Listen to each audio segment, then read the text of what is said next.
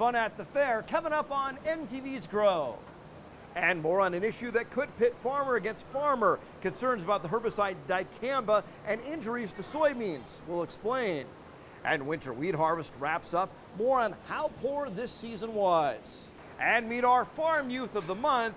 Grow is agriculture now.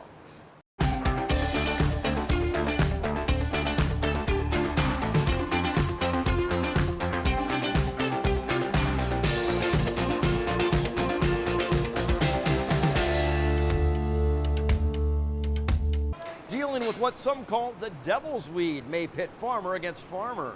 Some soybean growers have seen cupping. That may be the result of dicamba drift. Of course, it can be an effective herbicide, especially with the Roundup-resistant weeds we're seeing so much of.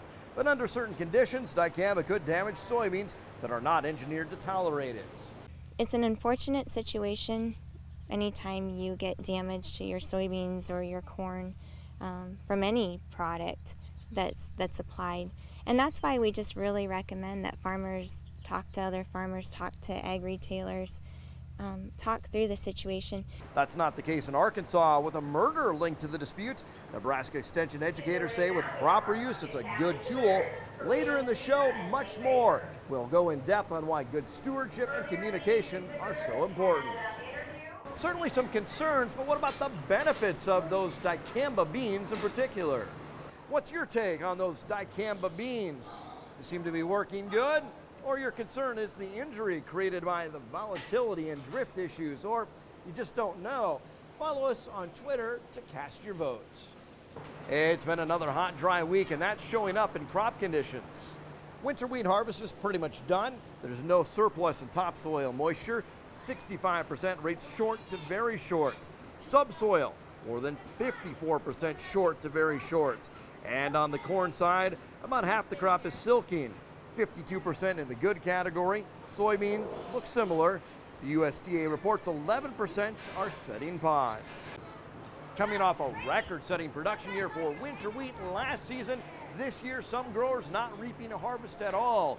NTV's Ifi Sanachi Ibo Simba has our story. Coming off a record-setting year, Nebraska wheat growers seeing a drop in yield.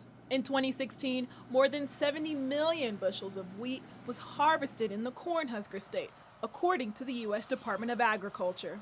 But this season, the Ag Department estimates Nebraska growers will take in about 46 million bushels, just above the 2015 harvest. Overall, the wheat in Nebraska will probably average about what it has the last few years, not counting last year, which set a new record for bushels raised. Nebraska Wheat Board member Vaughn Johnson says weather and disease both contributed to lower yields this season. Part of it is the wheat streak mosaic that affected a lot of acres in the panhandle, southern panhandle. First recognized in 1922, wheat streak mosaic is caused by a virus and has the potential to cause serious crop losses. Some of it was so bad, the disease was so bad that they just went in and tore up the wheat without harvesting it, because there was not enough there to pay to harvest the wheat. The Panhandle wasn't the only part of the state hit by wheat streak mosaic. Even in our south central region, we did have some documented cases of wheat streak mosaic in Phelps and Harlan County. If you do have concerns about the disease, we can test the actual wheat to see whether it has the mosaic virus. crop educator Todd Whitney says your local extension office can help you with treatment. Thanks, Iffy. She also tells us another issue. Farmers, of course, planting far fewer acres of winter wheat this year. And other news, a Nebraska grower, a young producer, sharing his story on Capitol Hill. Jason and Kara Perdue of York County opened a poultry barn this past winter. They also raise crops and cattle. Jason also has a sales job. He testified to the House Ways and Means Committee. They're looking at ways to modernize NAFTA. Perdue says being able to trade with Canada and Mexico is hugely beneficial for Nebraska. We export $1.5 billion of agriculture products out of Nebraska alone. So there's $1.5 billion worth that, if we didn't have those trading partners, would be at risk. As Congress looks to update this free trade deal, Perdue says they need to take a science-based approach to biotech crops. Congressman Adrian Smith also weighing in.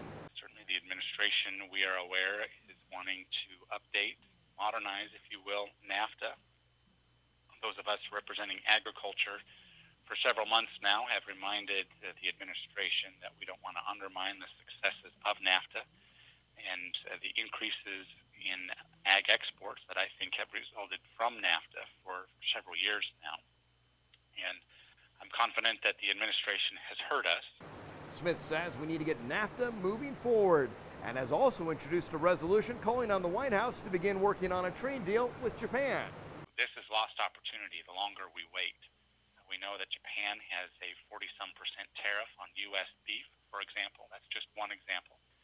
And already Australia has engaged with Japan to reduce Japan's tariff on Australian beef. And so that has resulted in just over a 14% tariff instead of what we are facing with the 40+% tariff. A pair of farmers from central Nebraska have been elected to serve the nation's corn growers on the National Corn Board. Lynn Crisp of Hastings will serve as the next president of the National Corn Growers Board. Lynn has an irrigated operation in the area and has been involved with the Nebraska corn growers. And new to the National Board, Giltner farmer Brandon Honeycutt will also serve National Corn. Congrats to both. And we're here at the Howard County Fair this week, and that's the subject of our poll question. Do you plan to attend any county fairs this summer? The vast majority said yes, most attending one, but quite a few attending more than one. Myself definitely included in that category. About 20% say no plans to attend. We'll meet a young man showing cattle and hogs here at the Howard County Fair later in the show. Still to come, a visit to the State 4-H Horse Expo. Hi, my name is Mason Yonda, and you're watching Grow on NTV.